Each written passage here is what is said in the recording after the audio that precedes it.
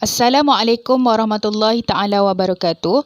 Yang dihormati Dr. Azizi bin Jaafar selaku pensyarah EDUP 2072 Falsafah dan Perkembangan Pendidikan di Malaysia, yang dikasihi sahabat seperjuangan sekalian.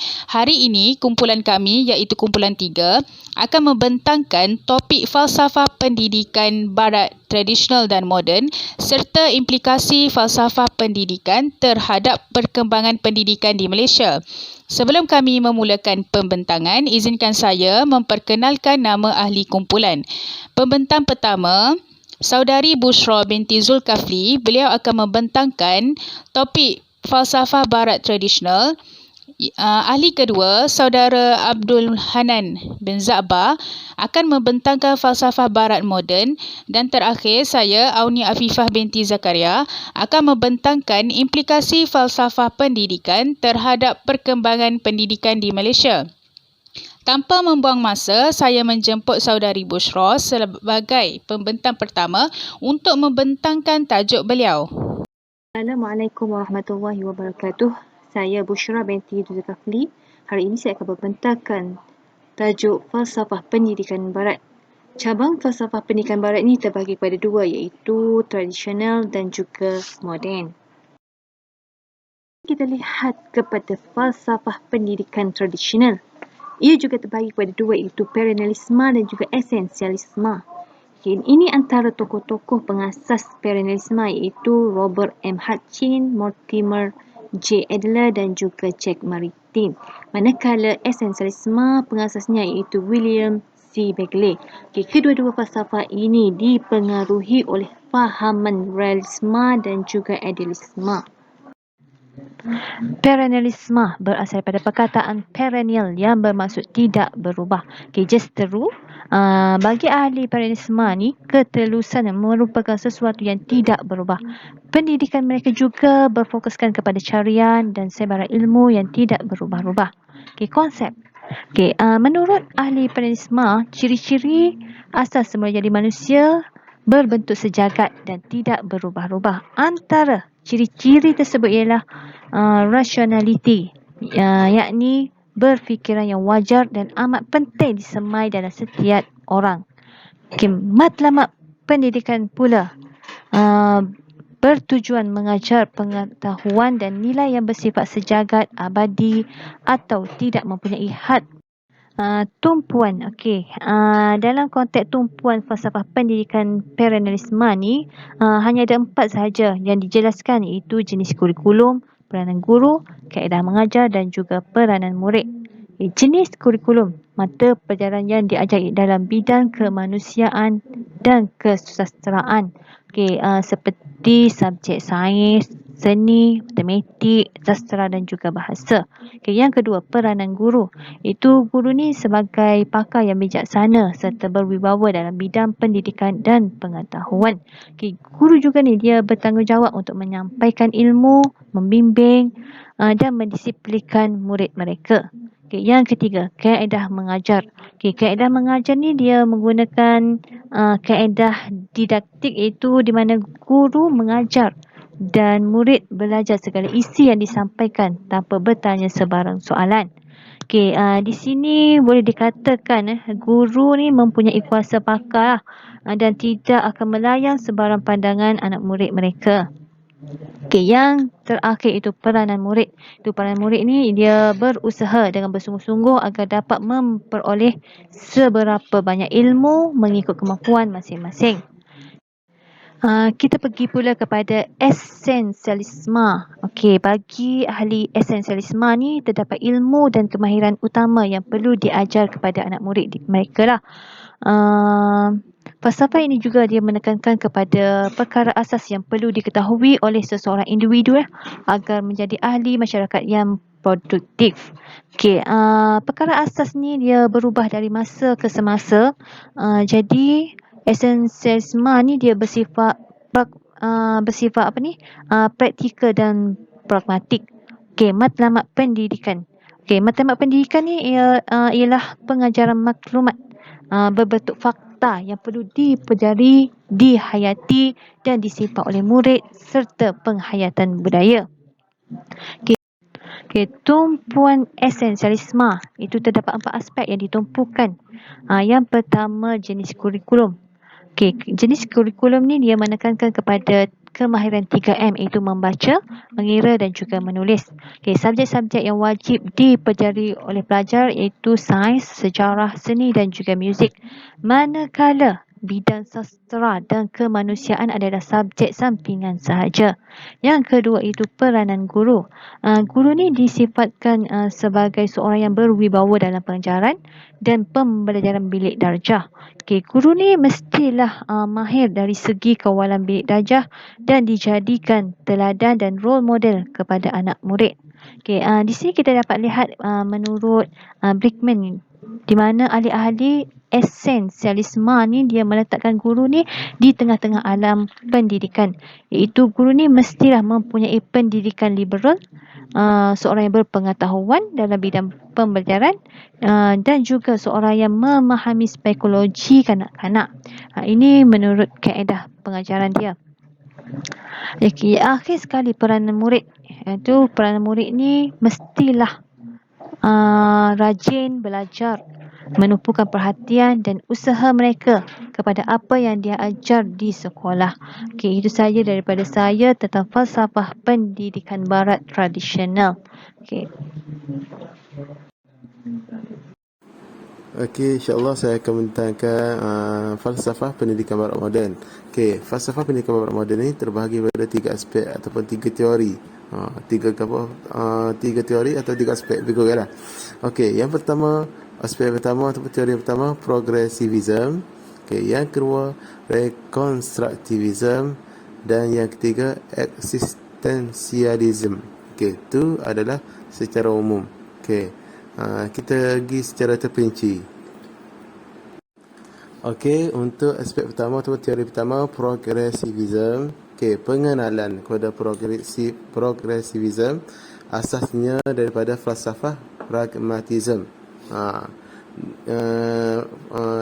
Ia diperbarui oleh Carlos Peirce, Charles Darwin, William James, William Kilpatrick dan John Dewey. Okey, pengaruh yang paling kuat dalam progressivism ni adalah pengaruh pemikiran dan penulisan utama adalah John Dewey. Okey, tu pengenalan dia. Okey, tengok pula konsep progressivism.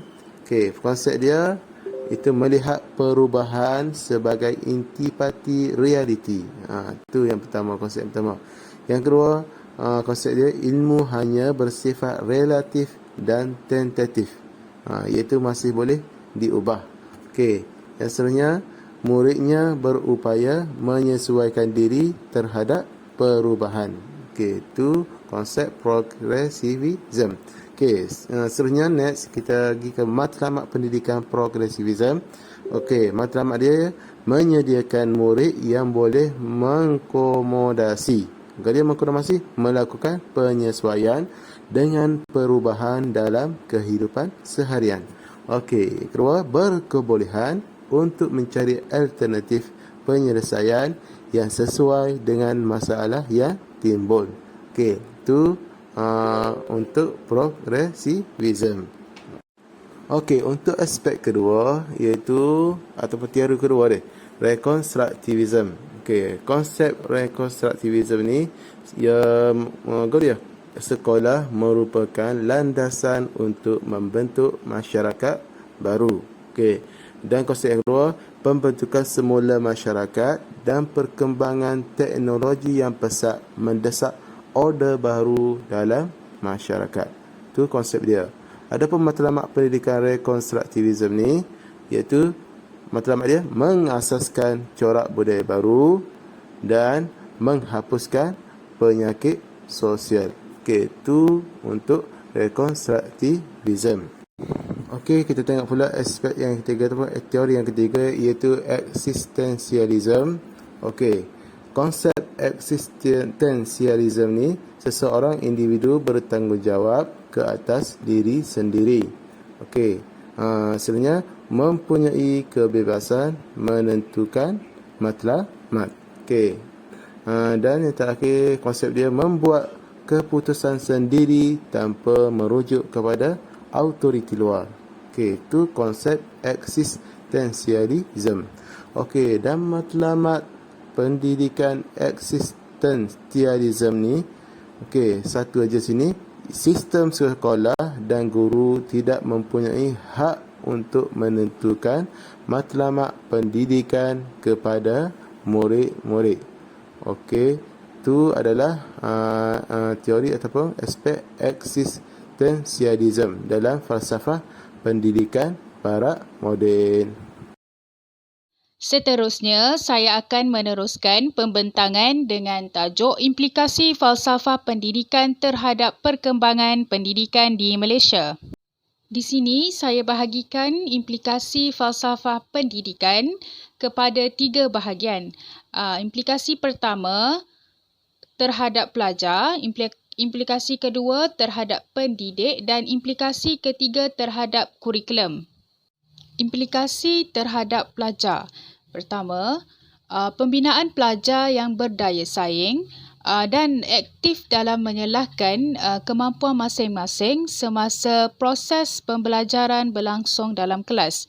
Implikasi yang kedua, menggalakkan perkembangan dan pengetahuan diri pelajar. Implikasi yang ketiga, mendedahkan pelajar kepada teknologi yang terkini, iaitu pelajar dapat mengakses sumber-sumber luar dari pembelajaran bilik darjah melalui platform digital yang tersedia. Implikasi yang keempat, penumpuan kepada kemahiran berfikir secara kritis dan kreatif. Pelajar digalakkan untuk berfikir di luar kotak dalam mencari penyelesaian kepada masalah yang mereka hadapi.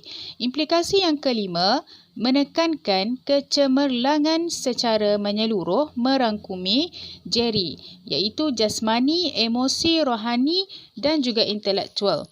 Yang keenam, melahirkan insan yang berkeyakinan diri dan berdikari. Seterusnya, implikasi kepada pendidik.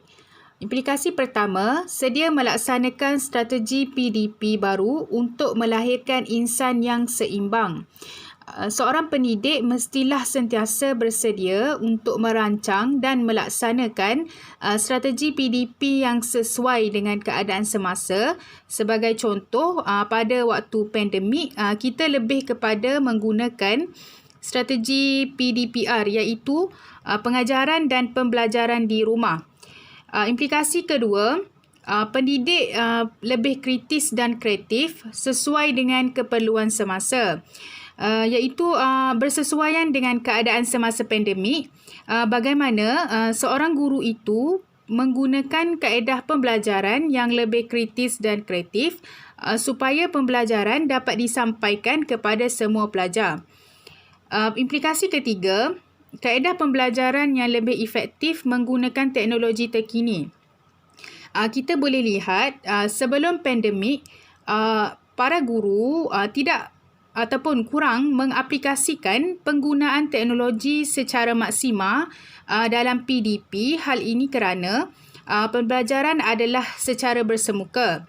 Namun, pada waktu pandemik, pendidik perlulah membiasakan diri dengan pengajaran atas talian melalui medium digital dan aplikasi seperti Google Meet, kuis atas talian, Google Classroom dan lain-lain. Implikasi yang keempat, berpandangan jauh. Pendidik perlulah mengubah strategi dan teknik pengajarannya yang sesuai untuk melahirkan insan yang berilmu pengetahuan, berketerampilan serta berakhlak mulia. Implikasi yang kelima, meningkatkan kecemerlangan diri selari dengan perubahan sistem pendidikan. Implikasi yang keenam, mendorong pelajar menguasai teknologi sebagai persediaan mendepani dunia alaf baru. Akhir sekali, implikasi terhadap kurikulum. Implikasi pertama, kurikulum yang bersepadu untuk mengasah potensi dan kebolehan pelajar, iaitu sekarang kita menggunakan kurikulum standard yang mana menggantikan kurikulum bersepadu. Implikasi kedua, pembelajaran tidak berteraskan peperiksaan semata-mata tetapi turut memfokuskan kepada kemahiran dan pengaplikasian pelajar terhadap pembelajaran. Implikasi yang ketiga, penekanan kepada pembelajaran sepanjang hayat iaitu pendidikan seumur hidup merupakan satu proses yang berlaku secara berterusan sejak individu dilahirkan sehinggalah dia meninggal dunia. Selain daripada mendapatkan ilmu dan kemahiran di sekolah, pelajar berusaha untuk mencari ilmu walau di mana juga mereka berada.